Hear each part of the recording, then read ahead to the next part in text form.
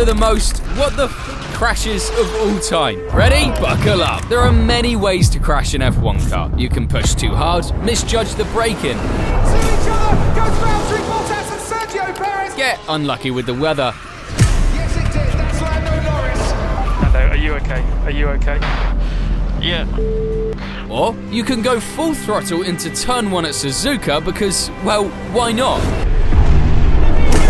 This is amazing! Senna goes off at the first corner! I actually wasn't talking about that. To understand what I'm really talking about, we need to rewind a bit. It all started back in 2023. Oscar Piastri going to drive for McLaren next year. Alpine have lost their appeal to the contract recognition board. Is that what it's called? After Oscar Piastri's betrayal left Alpine looking like absolute clowns, they needed a new poster boy. Someone loyal, someone good enough, someone who wouldn't roast their sim. Enter Jack Doohan. Talented? Yeah. Next superstar?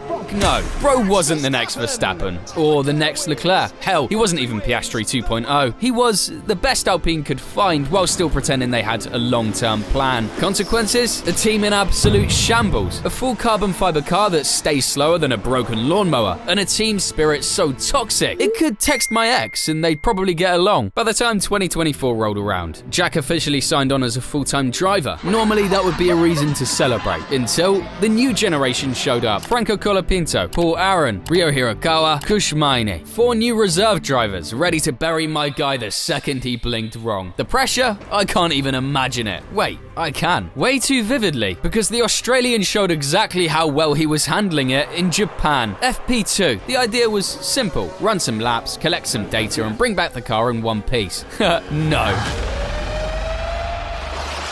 Well, we've got a yellow flag because Jack Doohan has gone off.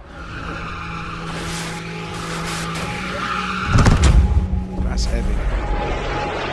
Mate, you all okay? I'm okay, yeah. What happened? Jesus. Rookie mistake, you may say. Negative. Man kept DRS wide open into turn 1 like he was chasing pole at Baku. There wasn't even a failure. DRS worked fine. He just chose violence against physics. Now, Suzuka's turn 1 isn't exactly casual. You're blitzing it at 185 miles per hour, needing every molecule of downforce. So why is he doing that shit? Well, bro basically said, I trusted the sim. Unreal. That has to be one of the worst arguments I've ever heard. Jack trusted the sim, I'm trusting you. Please hit subscribe before we both end up jobless and upside down in the algorithm. Speaking of chaotic DRS moments, imagine this. You're flying down a straight at Monza. Top speed. Vibes immaculate. Everything's smooth. It reminds me of a time I tried riding a rental scooter after a few beers. Long story short, the brake said, nah. And I ended up hugging a bush at maybe 7 miles per hour in Birmingham. Now picture doing that, but at 185 miles per hour, because during free practice 2 at Monza 2018, Marcus was absolutely sending it down the main straight. Full commitment. Full throttle, full trust in the car, and then DRS said,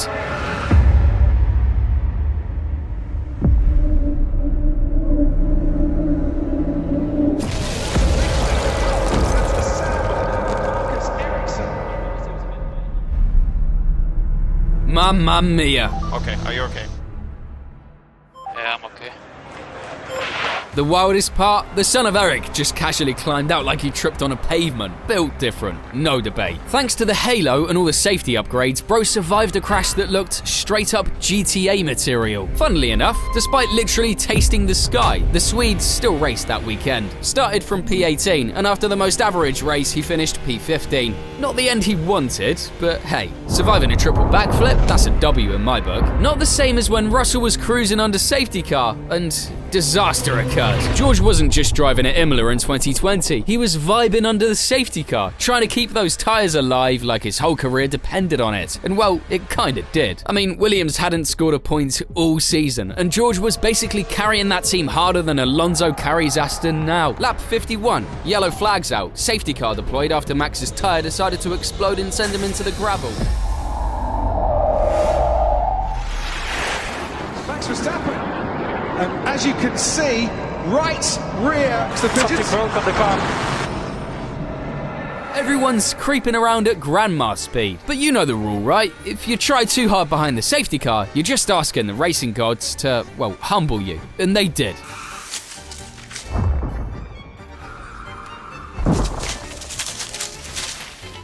don't know what to say. And the Brit, he got caught in 4K. Front wing shattered, car dead, hopes evaporated. And to make things worse, they finished the season pointless. Scenes. Anyway, you know how they say history repeats itself? See, at Imola, Russell took that a little too literally. They're sending it. Lewis Hamilton takes it away, but he locked off, and he's lost it. And then there's whatever the hell George Russell thought he was doing that day at Imola. I mean, obviously, you're already flirting with disaster trying to DRS move at 185 miles per hour in the wet. Lap 31, Bottas defending P9 like it was the last golden ticket to Willy Wonka's factory. And Russell, he decided this was the moment to be him. Spoiler, he was not him. We're going to get a safety car now, because that's Valtteri Bottas and George Russell, who are out of this race. What was he doing? Honestly, is he a for what? What the?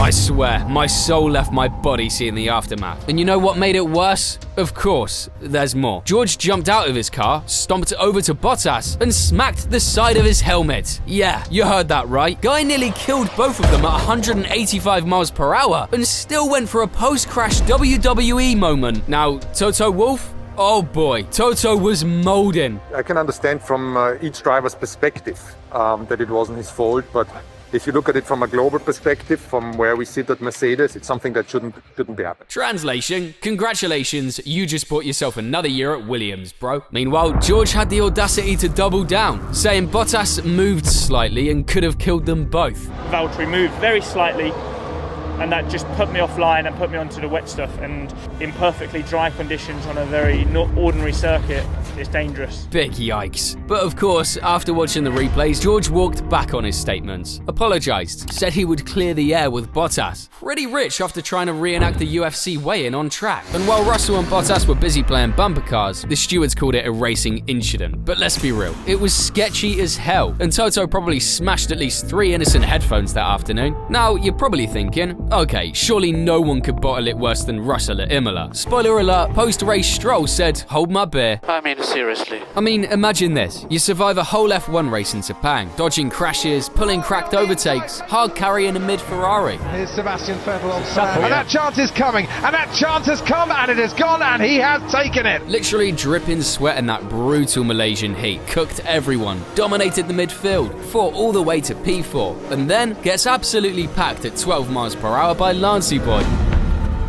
Stroll is not looking where he's going. That's why Sebastian Vettel backed off. He's coming home here, Martin, with one wheel on the back of his car. Broken and the wheels. Like, really? Really? And it wasn't even a crazy racing incident. It was legit 2 cars vibing at walking speed, minding their business, until bam! Seb's rear tyre climbs Stroll's front wheel and the Ferrari does its best lowrider impression. Rear suspension, dead. Gearbox, cooked. And just when you think, okay, surely Stroll gets a penalty for that, right? Vettel just ran right into the side of me. Surprise, surprise, stewards called it a racing incident. No blame, no apology. Seb's radio afterwards, man was losing it. What a bunch of idiots. Would you believe it? Would you believe it?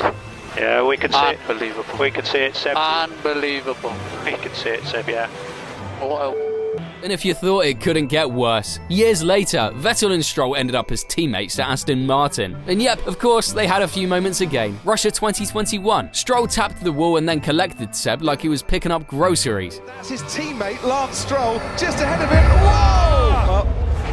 No, they both got away with it. So yeah, Vettel's Malaysia 2017 was a W until it turned into one of the most cursed cooldown moments in F1 history. But what could be worse than getting hit in the cooldown lap? If you thought the pit lane, you're absolutely right, because that's exactly what happened in the next moment. The 2008 race in Montreal was already cooking with chaos. The track surface, cooked. Safety car? Of course we had one. And the pit stops? Man, those were like Black Friday sales at Walmart. So obviously, something dumb was about to happen. Around lap 19, Kubica and Raikkonen pulled into the pits under safety car. They stopped neatly at the pit exit because, you know, a giant red light flashing in your face. Hamilton, meanwhile, must have been thinking about what he wanted for dinner because he never even touched the brakes. Oh, the pit lane's closing. Hamilton has hit the back of Kimi Raikkonen.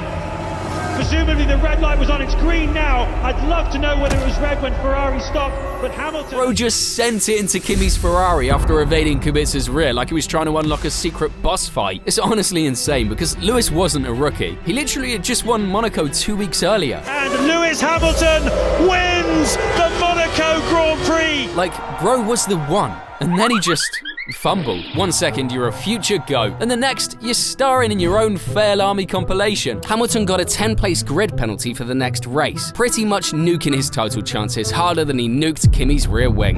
Pain. Actual pain. But hey, every L creates a W for someone else, right? Since Kimi and Lewis were out. This is looking handy for Robert Kubica. Kubica suddenly had free real estate ahead, and boy, did he cook. Rubens Barrichello has the satisfaction of leading up as Kubica goes up the inside and takes that place away from Heidfeld. We need to increase the gap to Nick.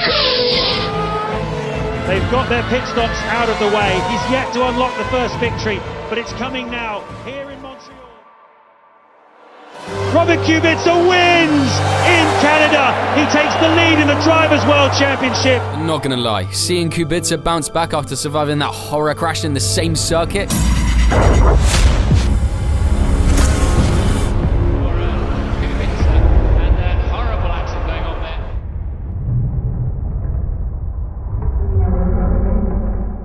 Peak cinema. If you thought Hamilton's pit lane bowling was peak WTF energy, just wait until you see one of the most iconic crashes of the one and only Mr. Crash Storm Maldonado. Of course, we couldn't have a video about crashes and not mention our only Venezuelan F1 driver.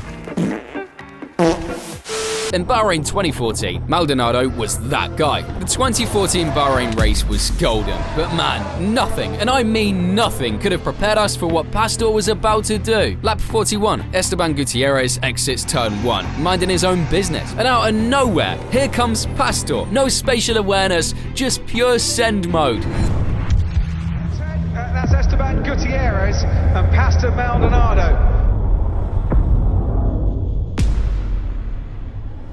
Gutierrez gets absolutely yeeted into the air. Full 360 flip. I swear, dude did an Olympic routine mid-air and somehow still landed better than most gymnasts.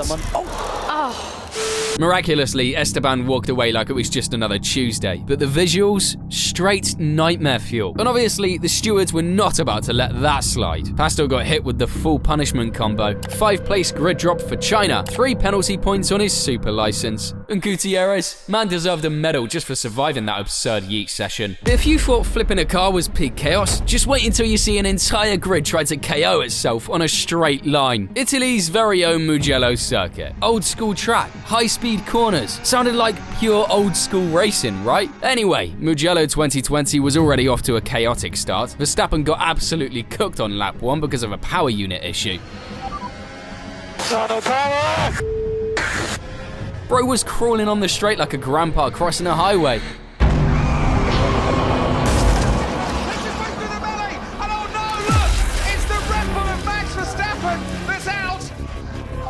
I'm stuck. This is what you get. Honestly. Gasly packed into the gravel trap like he just won a Who Can DNF First challenge. Johnny hits Verstappen. Kimi Raikkonen also hits Verstappen for good measure. But hold up, that was just the warm-up. The real shambles came on lap 6 after the safety car pulled in. Normally, the leader, Bottas this time, controls the pace. But Mugello being Mugello, the finish line was so far down the straight that Bottas had to basically tiptoe, waiting to send it. And the guys in the back, they were like, oh shit, we're racing, let's go. So they gassed it while the leaders were still chilling. And then boom, full NASCAR pileup.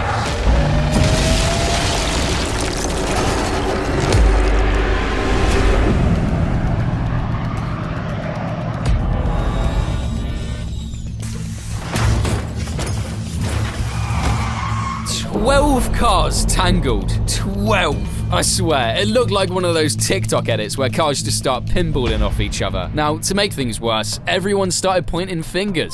That was stupid from whoever was at the front. They want to kill us or what? Unfortunately, this is what happens when you turn off the safety car lights so late. The FIA obviously did an investigation, and their final answer? No one's fault. Communication issues. Okay, thanks, bye. Bro, communication issues. That's like saying the Titanic just had a navigation miscommunication. And just to add extra pain, there were 8 DNFs that day. You can't make this stuff up, man. Funnily enough, even after all that mess, the race wasn't over. One more red flag, more drivers tapping barriers, more teams sweating. But honestly, after that lap 6 massacre, everything just felt mid. Mugello didn't just give us Crash Fest, it gave us a reminder that in F1, chaos doesn't need an invitation. Sometimes it just floors it and takes everyone with it. This is a reminder that even the best 20 drivers in the world are humans and make fails just like us. And if you're still craving chaos,